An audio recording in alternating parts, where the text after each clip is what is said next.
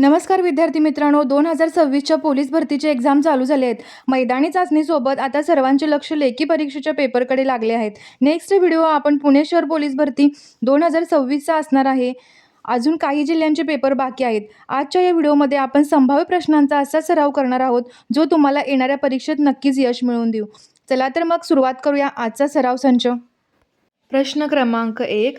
एक गोगलगाय 21 मीटर खोल असलेल्या विहिरीच्या तळापासून भिंत चढायला सुरुवात करते.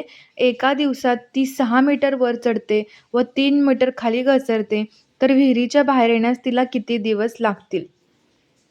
आता सेम माकड आणि खांब या असाच क्वेश्चन आपण मागच्या व्हिडिओत पण पाहिलेला आहे, पण काही मुलांना हा क्वेश्चन क्लिअर झालेला नाही आहे. तर एकतर आपण लॉजिक वापरून हा क्वेश्चन सोडवू शकतोय किंवा डायरेक्टली फॉर्म्युला वापरून सुद्धा तुम्ही सोडवू शकताय. सुरुवातीला आपण काय करूया, लॉजिक वापरून हा क्वेश्चन सोडवूया. एका दिवसात ती गोगलगाय किती चढणार आहे? तर ती पहिला काय करेल, एका दिवसात 6 मीटर चढेल आणि 3 मीटर खाली येणार आहे. अशा प्रकारे ती एका दिवसात फक्त 3 मीटर इतकंच चढणार आहे, बरोबर.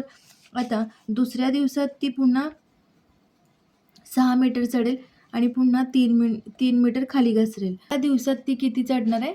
एका दिवसात ती 3 मीटर चढणार आहे. तर 5 दिवसात किती चढेल? 5 गुणुले 3 म्हणजे 15 मीटर चढणार आहे, बरोबर आहे. 5 दिवसात 15 मीटर चढणार आहे. आपण काय केलं आहे, एका दिवसात गोगलगाय 6 मीटर चढते आणि त्याच दिवशी ती 3 मीटर खाली घसरते, म्हणजे ती एका दिवसात किती चढली तिनं? 3 मीटर. एका दिवसात 3 मीटर. तर 5 दिवसात किती? 15 मीटर. आता ज्यावेळी ती 15 मीटर चढेल, 15 प्लस 6 किती होणार आहे?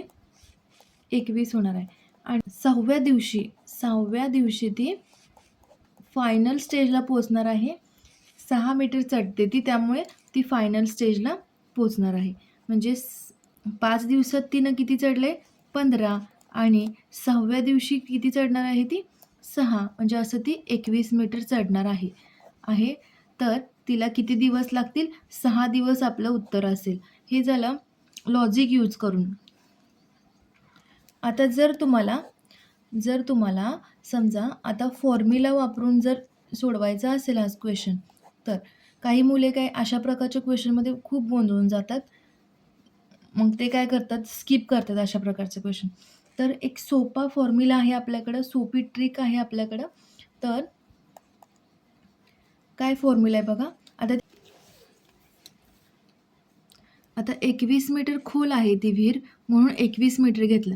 आता ती गोगलगाय जी आहे ती 6 मीटर वर चढणार आहे, म्हणून वजा 6 केलं. आता नेट क्लाइम्बिंग किती असणार आहे? 21 वजा 6. नेट क्लाइम्बिंग किती असणार आहे त्या दिवसाचं? 3 मीटर असणार आहे, म्हणून इथं 3 येणार प्लस 1 येणार. म्हणजे आपलं उत्तर किती येईल? 6 किती होईल? 15/3 प्लस 1 किती येईल? 5 प्लस 1 6 दिवस तिला लागतील. 6 दिवस त्या गोगलगायला त्या विहिरीच्या काठावरती यायला लागणार. आता समजा या फॉर्म्युलामध्ये अजून एक ट्विस्ट असा आहे की जर ती जी गोगलगाई, आता या क्वेश्चनमध्ये कसं आहे, एका दिवसात ती चढणार पण आहे आणि ती उतरणार पण आहे. पण एका मिनिटाला ती चढते आणि दुसऱ्या मिनिटाला जर घसरते, असा जर क्वेश्चनमध्ये सांगितलं असेल, म्हणजे आता क्वेश्चनमध्ये कसं आहे, एका दिवसात ती 6 मीटर चढणार आणि 3 मीटर खाली घसरणार, असा आहे क्वेश्चन. म्हणून आपण हा फॉर्म्युला यूज केला, बरोबर. जर समजा एका मिनिटात ती 6 मीटर चढेल आणि दुसऱ्या मिनिटाला जर ती 3 मीटर खाली येईल, असा जर प्रश्न असेल, तर आपल्याला काय करावं लागेल? 21 वजा 6 भागिले इथं काय नेट क्लाइम म्हणजे 3 येईल, इंटू 2 घ्यावं लागणार प्लस 1. हा फॉर्म्युला यूज करावा लागणार. म्हणजे फक्त एक्स्ट्रा काय घ्यावं लागणार? इंटू 2. एका मिनिटात चढत असेल, दुसऱ्या मिनिटात खाली घसरत असेल तर. पण आता आपल्याला क्वेश्चनमध्ये कसं दिलं आहे, एका दिवसात ती चढणार पण आहे, 6 मीटर चढणार आहे आणि त्याच दिवशी ती 3 मीटर खाली घसरणार आहे. त्यामुळे इथं आपण मल्टिप्लाय 2 केलेले नाही. आपलं उत्तर असेल 6 दिवस. पर्याय क्रमांक बी आपलं उत्तर असेल. प्रश्न क्रमांक 2. एक 50 मीटर उंच खांबावर एक माकड एका मिनिटात 5 मीटर चढते आणि दुसऱ्या मिनिटात 2 मीटर खाली घसरते, तर त्या माकडाला खांबाच्या शिखरावर पोहोचायला किती वेळ लागेल? आता हा फॉर्म्युला यूज करून करायचा. जर पहिला क्वेश्चन तुम्हाला कळाला नसेल, तर या क्वेश्चनमध्ये अजून कन्सेप्ट क्लिअर होतील. आता इथे बघा काय आहे, एक 50 मीटरचा हा खांब आहे, बरोबर? आणि 5 मीटर एका मिनिटाला 5 मीटर चढणार आहे आणि दुसऱ्या मिनिटात 2 मीटर खाली येणार आहे. आता आता ते माकड काय करेल, एक माकड एका मिनिटात 5 मीटर चढेल आणि दुसऱ्या मिनिटाला काय होणार आहे, दुसऱ्या मिनिटाला 2 मीटर ते खाली येणार आहे, बरोबर आहे? 2 मीटर खाली येणार म्हणजे नेट क्लाइम्बिंग किती आहे इथं? नेट क्लाइम्बिंग आहे 3 मीटर, बरोबर? 3 मीटर नेट क्लाइम्बिंग. आता हेच काय करायचं आहे आपल्याला फॉर्म्युल्यामध्ये पुट करायचं आहे. कसा फॉर्म्युला आहे? टोटल किती उंचीचा खांब आहे? 50. वरती काय येणार आहे? वजाबाकी येणार आहे. खाली नेट क्लाइम्बिंग येणार आहे. Net climb. वजा काय करायचं आहे? पहिल्या मिनिटाला माकड किती चढतंय? 5 मीटर म्हणून वजा 5 करायचं. आता इथे इंटू 2 घ्यायचं, कारण काय दिलं इथे? पहिल्या मिनिटाला चढणार आहे आणि दुसऱ्या मिनिटाला खाली येणार आहे. एकाच मिनिटाला चढलं असतं आणि त्याच मिनिटाला ते खाली आलं असतं, तर इथं इंटू 2 आपल्याला करावं लागलं नसतं. आता एका मिनिटाला ते 5 मीटर चढेल आणि दुसऱ्या मिनिटाला 2 मीटर खाली येईल. त्यामुळे प्लस इथं काय येणार, इंटू 2 येणार आणि +1. आता 50 वजा 5 45. नेट क्लाइम्बिंग किती काढले आपण? 3 काढले. इंटू 2 +1 किती होईल? तर त्याला 31 मिनिटे लागतील त्या माकडाला पूर्ण हे 50 मीटर चढण्यासाठी. पर्याय क्रमांक ए आपलं उत्तर असेल. बघा क्वेश्चन हा समजला की नाही? जर समजला नसेल तर मला कमेंटमध्ये कळवा की हा क्वेश्चन पुन्हा घ्या. चला वळूया पुढच्या प्रश्नाला. प्रश्न क्रमांक 3. एका स्टँडवर काही मोटरसायकली व काही 3 चाकी रिक्षा उभ्या आहेत. त्यांच्या चाकांची एकत्रित संख्या 45 असून हँडलची संख्या 19 आहे. तर मोटरसायकल व 3 चाकी रिक्षा अनुक्रमे किती आहेत? आता हा क्वेश्चन तुम्हाला सोडवायचा आहे. एकतर ऑप्शनवरून हा क्वेश्चन सोडवायचा आहे. क्वेश्चन खूप सोपा आहे तसा, आणि जर समजला नसेल तर आपले ऑप्शनवरून सोडवण्याचे 3 व्हिडिओ आहेत आपल्या चॅनलवर. त्या चॅनलला तुम्ही व्हिजिट करा. ते क्वेश्चन कसे सोडवलेत ते पहा आणि त्यानंतर हा क्वेश्चन सोडवा. खूप सोपा क्वेश्चन आहे. जर ऑप्शनवरून गेलात तुम्ही तर तुम्हाला अगदी 10 सेकंदात त्याचं उत्तर मिळून जाईल. आणि या प्रश्नाचं उत्तर कमेंटमध्ये कळवायला विसरू नका. चला वळूया पुढच्या प्रश्नाला. प्रश्न क्रमांक 4. एका सभागृहात खुर्च्यांच्या 35 रांगा आहेत. पहिल्या रांगेत 20 खुर्च्या आहेत, दुसऱ्या रांगेत 22 खुर्च्या आहेत, तिसऱ्या रांगेत 24 खुर्च्या आहेत, तर 25व्या रांगेत किती खुर्च्या आहेत? प्रश्न आहे. तर त्याने काय सांगितलंय? अंकगणितीय श्रेणी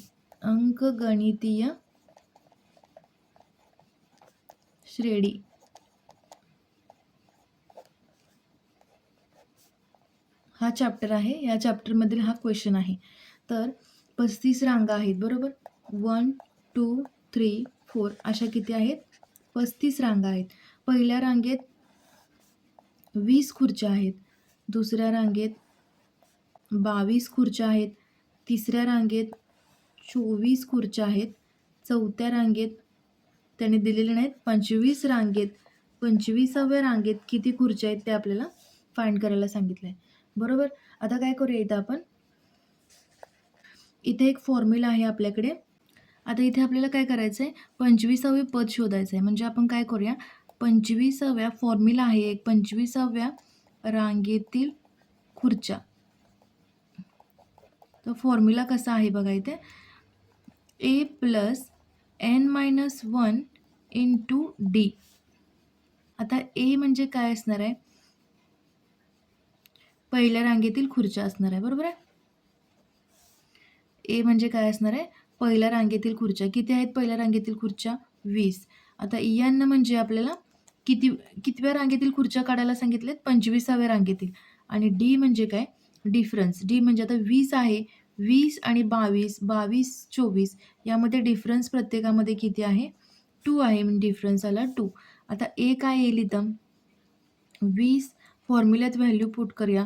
25 या फॉर्म्युल्यामध्ये व्हॅल्यू पुट करूया इथे. 20 + 24 गुणुले 2, 20 + 48,